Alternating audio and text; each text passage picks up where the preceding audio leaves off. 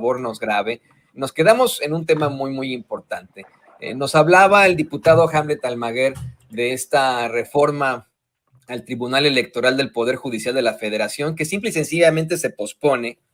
Nos habla de los tres ejes fundamentales: el cederle a la Suprema Corte la facultad de revisar los desacuerdos, la regulación del principio de autodeterminación de los partidos para elegir a sus dirigentes, lo que no le convenía a Movimiento Ciudadano, y las acciones afirmativas, que es, creo, algo de lo más fundamental. Esto para la representatividad a los migrantes, a los indígenas, a los afromexicanos, a la comunidad de la diversidad sexual y, por supuesto, a los jóvenes. Y en esta te quedaste, querido Hamlet Almaguer. Nos planteabas ahí que el PAN se opone a todo este tipo de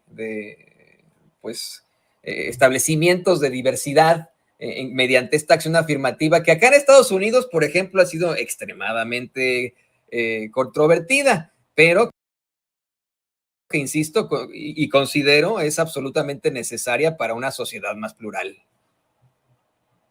Sí, Antonio. Por ejemplo, allá en Estados Unidos existe para las becas y para el ingreso a las universidades, ¿no?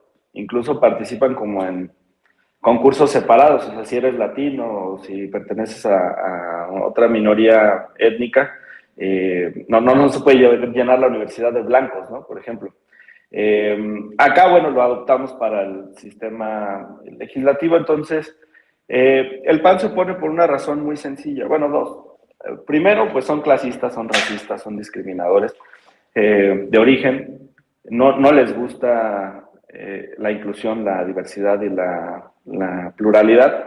Y aquí hay un ejemplo muy claro. Mira, esta es una sentencia de la Sala Superior del Tribunal Electoral.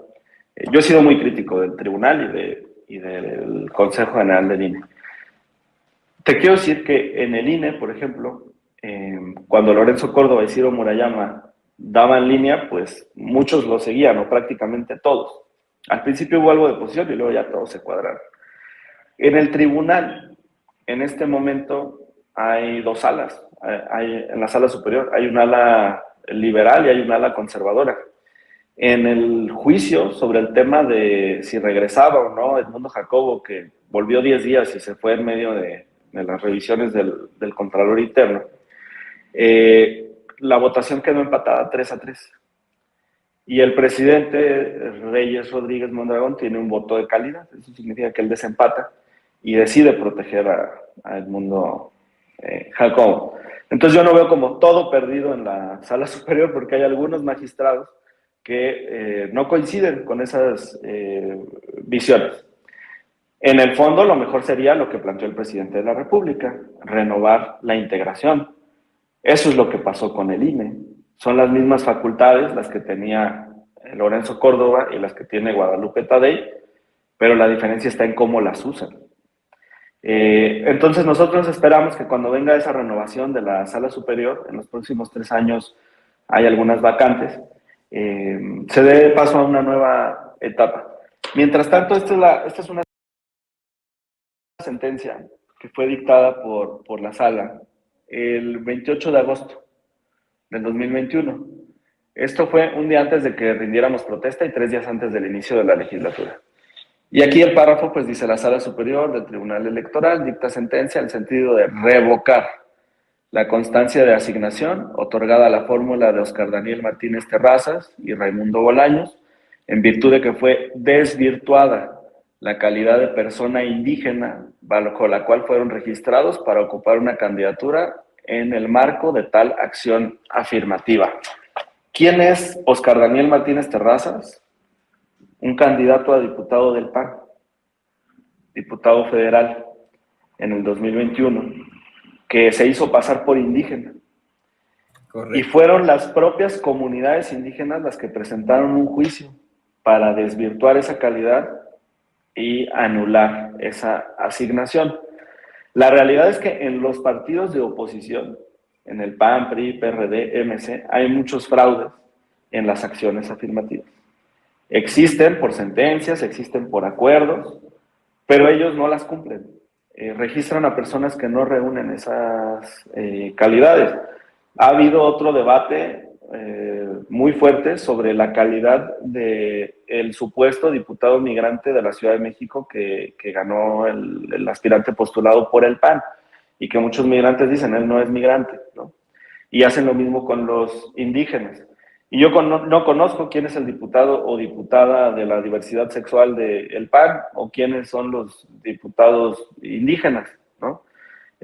Aquí cuando revocan, ordenan traer a una diputada indígena que estaba registrada en otro lugar de la lista, del mismo PAN, que sí había reunido esas calidades. Pero digo, no es la regla general, aquí está al descubierto su fraude, y por eso no les gustan, porque va incluso en contra de su propia ideología, pero ya no es un tema de los partidos, sino que quede establecido en la Constitución este derecho. Déjame te interrumpo ahí, Hamlet, para mencionar el nombre de ese diputado, que por cierto nos ha discriminado aquí a Sin Censura, y nunca llegó una disculpa pública, nunca aceptó una entrevista con nosotros para que aclarara las cosas y para que se sostuviera, para que tuviera pantalones. Es Raúl Torres, el diputado Raúl Torres, que pues, supuestamente nos representa como inmigrantes, como el diputado migrante de la Ciudad de México, y pues nada de eso, nadie lo conocía.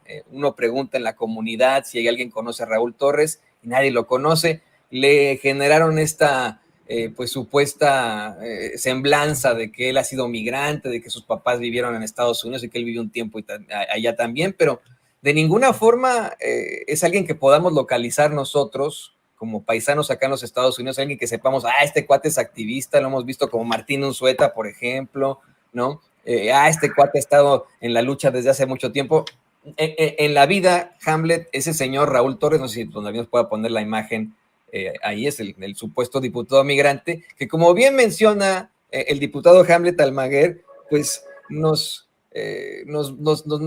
pasan con la finta los panistas, solo cuando les conviene. Ahí estaba primero el diputado el personaje que buscaba un puesto de elección popular haciéndose pasar por indígena, y este es el otro, Raúl Torres, que se hace pasar por inmigrante para pues vamos, ser diputado, para tener un hueso ahí.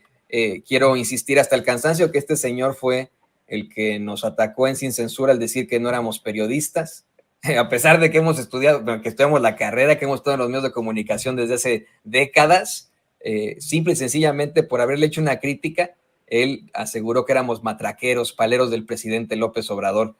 Disculpa que te haya interrumpido, Hamlet, creo que era necesario que planteáramos el nombre de este tipo, Raúl Torres, diputado migrante.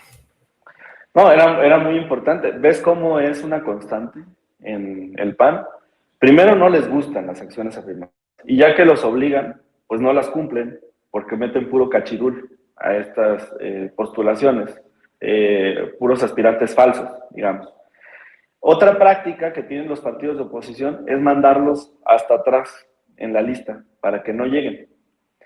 Y es todo lo contrario a Morena. Yo aplaudo la determinación de la dirigencia que elaboró las listas para las elecciones del 2021, porque gracias a que colocaron a migrantes, a personas con discapacidad, de la diversidad sexual, afromexicanos, pueblos originarios e indígenas, en los primeros lugares de las listas, hoy tenemos la legislatura más plural y diversa de la historia. Morena es el partido que tiene más indígenas, más afromexicanos, más personas de la diversidad sexual, con discapacidad, migrantes en la Cámara de Diputados. Hay cosas que perfeccionar, claro que sí, y por eso nuestra petición, muy respetuosa, y no se trató nunca de un quiebre o de una fisura, como algunos medios quieren manifestar, no. Es un compromiso con la lucha de la izquierda de hace muchos años, y un compromiso que también hemos hecho aquí contigo, con la audiencia, que hace algunas semanas les he dicho, para mí el voto migrante es algo primordial, tienen derecho a participar, aportan mucho al país y son ciudadanos mexicanos.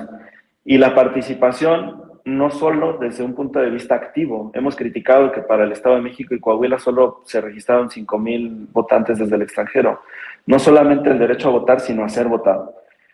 Entonces, en este documento, Antonio, lo que nosotros solicitábamos era que se recuperara el espíritu de lo que el presidente había planteado en la reforma constitucional electoral y que quedó plasmado también en el Plan B, es decir, un número o porcentaje claro y definido de postulaciones obligatorias para todos los partidos de acciones afirmativas, no porque Morena no cumpla, sino porque los demás partidos políticos abusan. ¿Qué va a pasar cuando se logre colocar en la Constitución esta cláusula? Primero, que va a ser muy difícil que la derecha le dé marcha atrás. Tendrían que lograr una mayoría calificada. Yo espero que el proyecto de la transformación gobierne el país muchos años y que tengamos mayoría en las cámaras durante muchos años. Pero no podemos negar que existen ciclos. Y si en algún momento, en 10, 15, 20 años, la coalición de izquierda perdiera la mayoría simple en la Cámara de Diputados y la derecha por algo lograra esa mayoría, pues podría dar reversa a las acciones afirmativas si solo quedan en la ley. Por eso nuestra postura es que queden establecidas claramente en la Constitución. Y la otra pequeña modificación que se solicitó fue que la legislación de acciones afirmativas no fuera facultad exclusiva de la Cámara Federal, sino que los congresos locales también pudieran tomar esas determinaciones. Porque habrá estados con una integración, con formación plural muy diferente. Por ejemplo, mis compañeros y amigos diputados afromexicanos me han comentado que casi el 50% de los afromexicanos residen en 5 estados del país, que son Veracruz, Oaxaca, Guerrero, Chiapas y el Estado de México. Son 2 millones y cerca de 1 millón residen en estos 5 estados. Quizá esas legislaturas locales quieran establecer una acción afirmativa para afromexicanos. Y en mi estado, Jalisco, en Zacatecas, en Guanajuato, tiene una preponderancia la acción afirmativa de los indígenas y también de los migrantes. Entonces, que cada legislatura local pueda tomar esa determinación. Son los únicos dos cambios que solicitamos para fortalecer esos derechos desde el nivel constitucional. Y si se logra, Antonio, va a ser un paso histórico que va a permitir a su vez regular en una legislación secundaria las sanciones y las prevenciones de este tipo de casos, de los migrantes falsos, de los indígenas falsos, para que eso no se repita en el futuro, Antonio. Entonces, esas son las razones que nos llevan a esta discusión interna.